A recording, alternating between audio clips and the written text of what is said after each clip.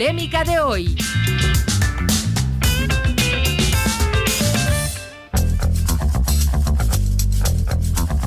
A todos los que dan like, mañana reclame aquí su canelazo.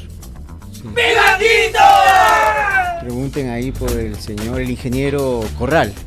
Les atiende, el gerente del Rinconcito de Pichincha. Así que denle like con toda la calma y ustedes mañana pueden venir y reclamar.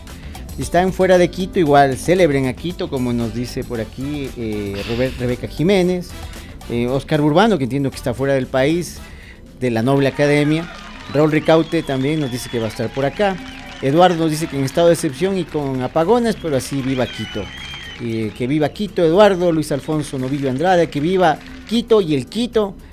Barrandrum, si fuera me fuera Quito. Aquí en Radio Pichincha Eduardo va a estar, pues ya sabe dónde tiene que reclamar aquí su canela. Clever Paredes, mi hermano del alma, también está con nosotros, le mando un fuerte abrazo. Vamos ahora sí con el tema del día de hoy, pongámosle por favor, querido Fer, la miniatura.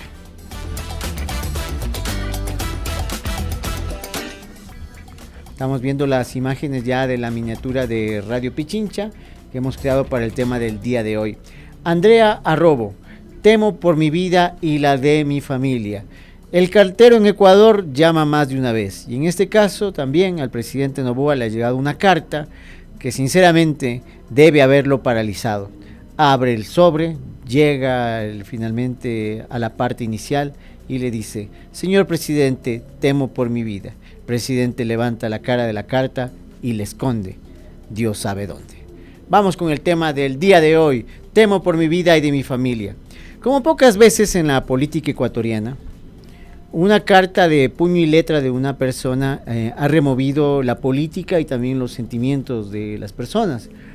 Hacíamos un recuento de algunas cartas significativas y bueno, este género epistolar que ya está prácticamente desaparecido ha tenido su vigencia. Recordamos, por ejemplo, la carta que escribió un ex vicepresidente de apellido Dajic, cuando ya se encontraba en una avioneta para escapar del Ecuador, y una carta simplemente para renunciar. Discursos, palabras que expresan los sentimientos de las personas y en este caso sus miedos, que es uno de los sentimientos más profundos y primitivos. Vamos a dar lectura a la carta, seguramente ustedes la han visto, pero vamos a hacer pequeñas paradas alrededor de ella para que podamos ir hablando de la misma y también priorizando algunas cosas. Esta carta la escribió Andrea Robo. Esta es una carta abierta, es decir, una carta de manifestación pública, que la gente la puede comentar, no tuvo un destinatario directo. Esa es una de las preguntas que nosotros que queremos contestar: ¿a quién está dirigida esta carta? Y empieza así: quiero dirigirme al Pleno de la Asamblea Nacional y pararme frente a los 137 asambleístas para contarles la verdad, pero no puedo hacerlo. No es la falta de argumentos lo que me detiene, sino el temor a represalias devastadoras.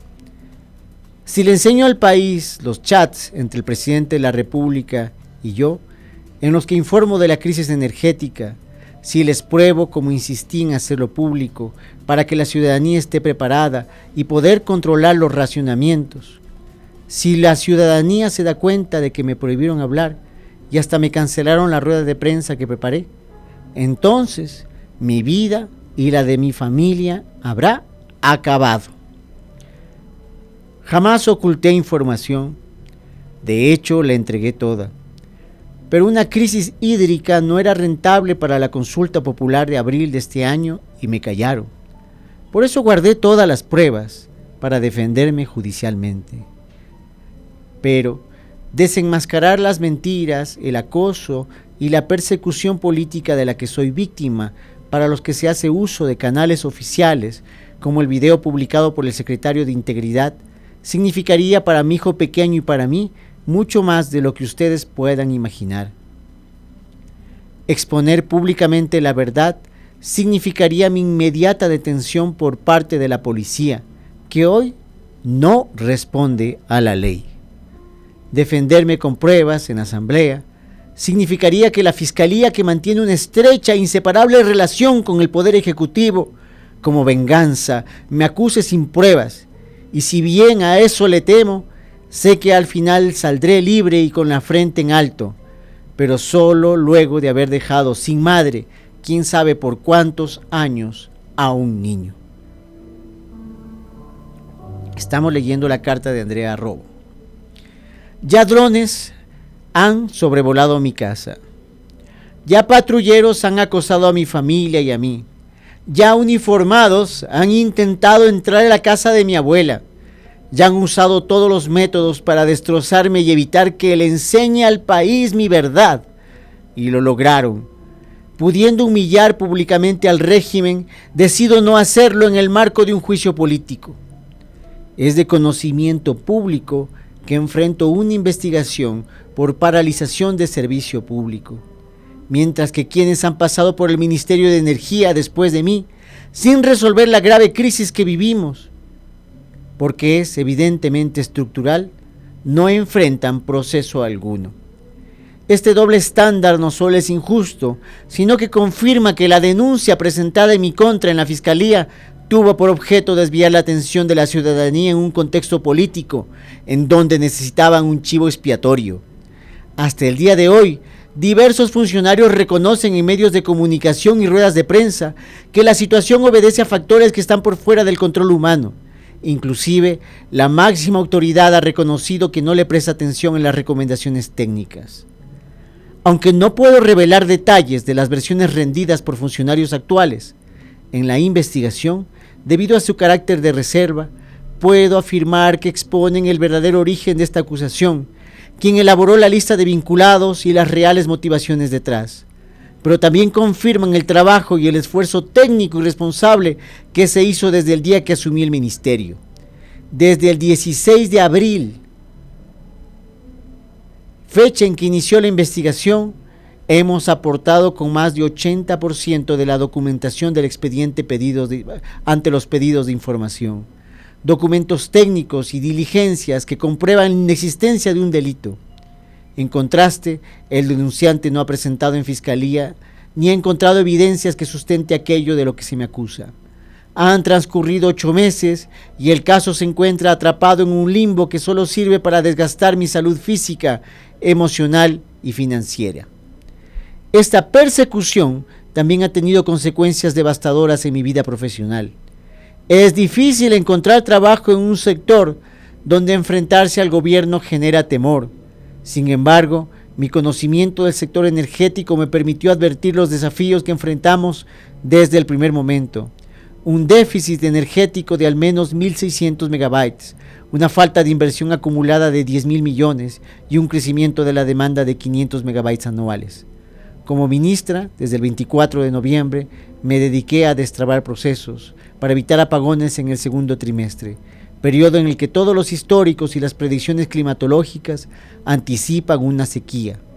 Lo ocurrido en abril de 2024 fue una condición climatológica completamente atípica que se vivió a nivel regional. Durante 4 meses y 22 días trazamos la hoja de ruta para la instalación de la generación de emergencia. Encontramos procesos firmados por las anteriores autoridades, sí, pero sin los mecanismos necesarios para su activación, sin permisos ambientales y sin modelos de gestión significativos. Este juicio político llega en un momento en el que mi comparecencia solo serviría a intereses electorales de las diversas fuerzas políticas. Si los votos para una censura se suman en un acto político, será claro que este es un acto en sí político y no de justicia, pero yo no puedo convertirme en una pieza más de este juego. Si esto es técnico y no político, entonces que se analice la información y evidencia técnica que remití. Por ello mi comparecencia no es necesaria. Si pese a todos los argumentos técnicos me censuran, adelante. Háganlo con confianza, que el peor error de mi vida fue tomar la decisión de servir a mi país desde la función pública, función a la que jamás regresaré, pues hoy comprendí que un país que cede al autoritarismo es un país sin retorno. Esta es la carta, debió saltarme algunas partecitas porque si no pues era mucho más difícil poder seguir abarcando los temas. Breve comentario nada más, es muy fuerte las amenazas a su vida, la situación de la información que tenía en sus manos el presidente de la República, pero también, y perdón el comentario, si no mucha gente de pronto esto no le interesa, pero es una carta muy bien escrita. Además, es una carta bien estructurada, con argumentos, se nota que es alguien que conoce por lo menos el manejo del idioma, y eso habla de una profesional, pues, ¿no? Las reacciones de este tema fueron diversas. Veamos por el otro lado qué es lo que comentó Viviana Centeno, jefe de bancada del partido de gobierno. A robo. ¿Vio usted la carta pública que puso? ¿No va a ir a defenderse en la asamblea? ¿Tiene miedo? Bueno, y usted sabe que el papel aguanta todo, ¿no? Nosotros creo que los ecuatorianos necesitamos ministros que no solamente alerten de la problemática, sino que tomen acciones concretas y resuelvan los problemas. Nosotros vamos a sostener nuestra postura de que existió un incumplimiento de funciones porque no se realizó la inversión necesaria en nueva generación que tanto le hacía falta a nuestro país. Entonces vamos a sostener esa postura. Pero no era responsabilidad de ella hacer la inversión tampoco, ¿no? Bueno, los procesos de contratación, elevarlos, poder tomar acciones, si tan avisorada estaba la crisis energética, que incluso reconoce en su carta el estiaje sin precedentes que hemos tenido en el país, pero lamentablemente no se tomaron las acciones a tiempo en su administración y eso es lo que nosotros estamos defendiendo. Dice que no se tomaron porque no le dejaron tomar las acciones. Bueno, pues imagínense, los ministros por eso están sentados en esos cargos, justamente para hacer la rectoría de las políticas públicas en cada una de sus competencias. Lo que sí es evidente es que están pescando a río revuelto siempre la oposición para que cualquier persona que tenga una diferencia con el gobierno y con el presidente, pues ahora sí son sus... Como dice Camila Vid, que cara dura, porque de alguna forma... Hay que entender algo, pues, si un ministro tiene un poder y es un secretario del presidente de la República, y es eso, un ministro es el ejecutivo desconcentrado de alguna forma también en base de autoridades seccionales y frente a áreas que son de su interés y su incumbencia y para eso tiene profesionales. Sin embargo, es el ejecutivo mismo el que toma las decisiones. Para eso está un gabinete, ¿no es cierto? Para eso hay quien organiza un gabinete y para eso hay sectores dentro del gabinete del cual se toman decisiones y está enterado lógicamente el presidente de la República. Peor un presidente que en el debate presidencial, recuerden ustedes, no me dejan mentir, iba a solucionar el tema en 9 meses. O sea, no es un tema en el que si va a encargarse de directamente el presidente, a ver, va a encargarse de este tema el presidente de la República. Dijo que esto lo soluciona en 9 meses. Y nombra una ministra para que toda la responsabilidad sea de la ministra. Ahí no me cuadra, o sea, si él iba a hacerse cargo del tema, nombra a una profesional que ejecuta las visiones, los panoramas, las acciones, los objetivos, los cumple de una administración, de un gobierno. No es que se manda sola la ministra y hace las cosas por su lado, y encima es responsable de los apagones. Y encima solo ella, y qué pasa con la gente que viene después de ella y antes de ella.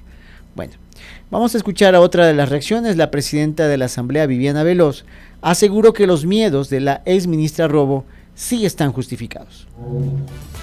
Me voy a pronunciar sobre una carta pública que ha enviado la exministra Andrea Robo al país, que ustedes me imagino ya tienen conocimiento sobre esta carta pública, en el que la ministra o la exministra anuncia que tiene miedo de asistir a la Asamblea Nacional porque ha sido víctima de persecución política, de acoso a ella y a sus familiares.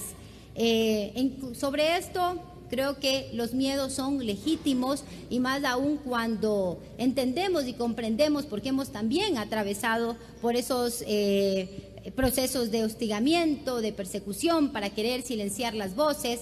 Pero lo que la ministra ha expuesto en esta carta pública es gravísimo porque la exministra le informa al país que existirían chats entre ella y el presidente de la República, Daniel Noboa, en el que se le informaba y se le alertaba de la grave crisis en materia energética que estaba enfrentando el país y que según lo manifestado por la exministra se le había... Entiende, a esto voy, el mensaje de la presidenta de la Asamblea es de comprensión frente a la situación.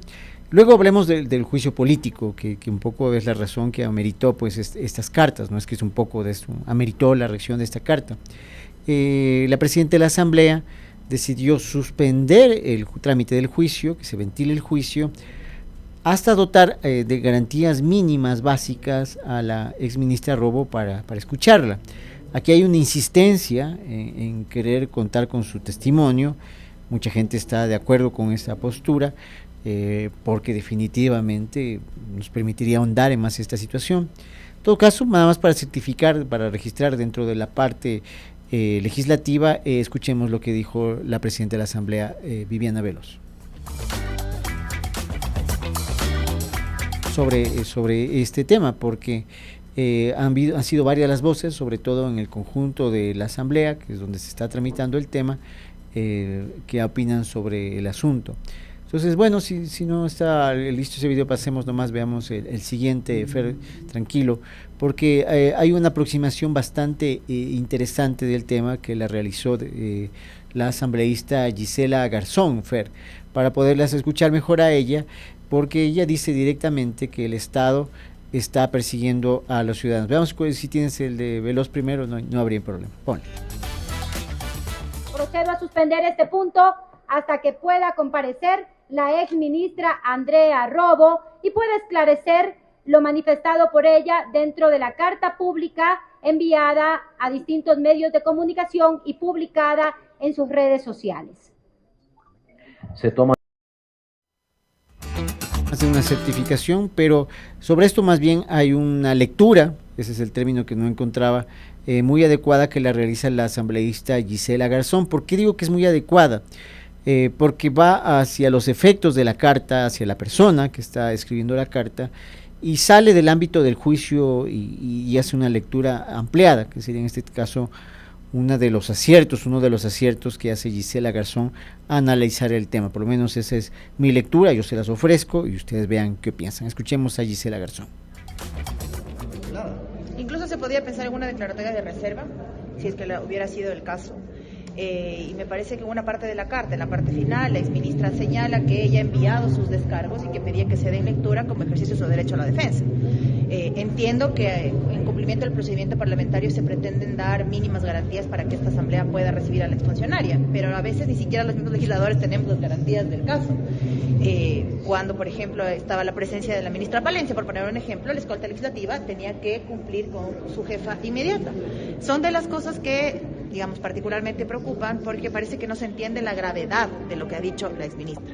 Está diciendo que hay un niño menor de edad, digamos, investigado, vigilado con dron. A eso me refiero, y esa es la parte interesante. Cuando la ministra Palencia estuvo en juicio político, las autoridades de la policía pues prácticamente subordinaban a la escolta legislativa, así como escuchan, porque se deben a la policía. Entonces, ¿qué garantía les puedes ofrecer tú a la exministra Robo cuando está denunciando que la policía, pues, seguramente los órganos de seguridad, no mencionó cuáles, lo están persiguiendo? Entonces ahí viene un poquito la duda y la lectura que me parece interesante. Gisela Garzón, una de las asambleístas que creo que más objetivamente mira las cosas, por lo menos desde mi teoría, desde mi vista, ¿no? Oye, escuchemos ahora a Jaime Moreno Félix, él es de la bancada de Construye, que dice que la carta que escribió la exministra Robo le da todo un giro a este tema del juicio político, y quizás pues hasta ellos mismos han sido sorprendidos. Veamos. Creo que anoche, con el comunicado de la exministra Robo, este juicio político dio un giro. Creo también que la Asamblea Nacional debe garantizar, más que la censura a un funcionario, garantizar que se sepa la verdad. La exministra Robo manifiesta que tiene información importante sobre el comportamiento del presidente de la República y el gobierno nacional en torno a los apagones del mes de abril. Es necesario que se garantice desde la Asamblea Nacional la integridad de ella en su calidad de exfuncionaria para conocer la verdad. El pueblo ecuatoriano merece saber la verdad. ¿Por qué motivo hasta este mes de diciembre? Es el ponente del juicio, por eso lo estamos escuchando. Entonces se amplía, por lo menos desde el panorama del ponente, desde el panorama del acusador, la necesidad de ahondar en los términos expresados en su carta. Vamos ahora a ver la reacción de Rafael Correa, el expresidente de la República. Dice: Andrea Robo dice que si se la censura será por cuestiones políticas, pero no porque sea culpable. Sin embargo, no asistirá a defenderse y no presentará los chats que prueban que es tan solo un chivo expiatorio. Por favor, exministra, ayúdenos a ayudarla, con su carta pública ya cruzó el Rubicón. Mucha gente ha preguntado qué es esto del Rubicón. El Rubicón es una expresión como que ya cruzó el río, porque el Rubicón es un río que estaba en la antigua Roma y donde las tropas de los césares, cuando lo atravesaban, pues era inevitable el asunto de la batalla. Entonces es una expresión común que dice que ya ha cruzado el río, se ha ido del otro lado de la orilla, el tema y la propia ministra. Vamos ahora también una reacción más, la de Leonidas Issa, candidato a la presidencia y también presidente de la CONAIE. Pongámosle por ahí, querido Fer, la reacción de Leonidas Issa sobre el tema. Tras esta carta es imperioso garantizar la seguridad y el debido proceso a la exministra Robo, para que en los tribunales pueda revelar todas las pruebas, incluidos los chats con Daniel Noboa, así identificar a los responsables de esta crisis eléctrica, y continúa el post. Pasémonos un poquito, Fer, y ya para ir cerrando este programa, pongámosle, si es tan amable, la reacción más hepática de todas, la reacción más antipática de todas, que es la de Carlos Vera. Sí, Carlos Vera también habló de este asunto. Hablar y hasta cancelaron una rueda de prensa, cierra comillas, se refiere a lo que dijo la exministra Robo. Pero siguió allí. Debió renunciar la exministra Robo si tenía entonces un poquito de dignidad, para no terminar ahora con exceso de miedo. Papelón, le dice Carlos Vera, como que él conoce muchísimo de seguridad y muchos otros temas. Por ahí he cruzado también un run a lo largo de todo el día en redes sociales que tendría alguna relación inclusive con el manejo de todo el asunto eléctrico aquí en el Ecuador. Pero bueno, ustedes van a leerlos si se acercan a las redes sociales. En Radio Pichincha el día de hoy le estamos ofreciendo un recuento de todas las víctimas que ha generado la famosa fase presidencial Soy un pésimo enemigo. Mencionamos a Gabriela Goldbaum, ex esposa del presidente Noboa. Mencionamos a la mismísima Alondra Santiago. Mencionamos a Verónica Abad, compañera de papeleta y también acusada por el presidente Noboa. Mencionamos a Aquiles Álvarez. Mencionamos a Jan Topic y otros tantos más, empresas como La Fatoria y otras cuantas al aire. Como para cerrar este tema, nada más quisiéramos ponerles brevemente el video de la primera persona que mencionamos, de la ex esposa del presidente de la República, Gabriela Goldbaum, que testimonió lo siguiente cuando le preguntaron qué estaba pasando en todas estas situaciones legales con el presidente de la República. Penales yo, me da miedo que me metan en la cárcel. Vino mi ciudadela a gritarme y a decirme que si él quería, él me podía meter preso. Y yo le pregunté a Daniel, ¿tú me quieres meter presa? Y me dijo, sí, a la madre de su hija, porque era una persecución ya demasiado. O sea, venían con un fiscal a decirme que me iba a meter presa. Eso para mí fue un shock. Yo estaba embarazada de 6 meses de nuestra hija.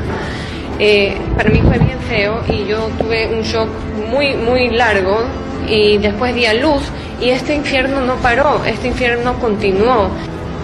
Yo no sé qué lo motiva a él para ser así.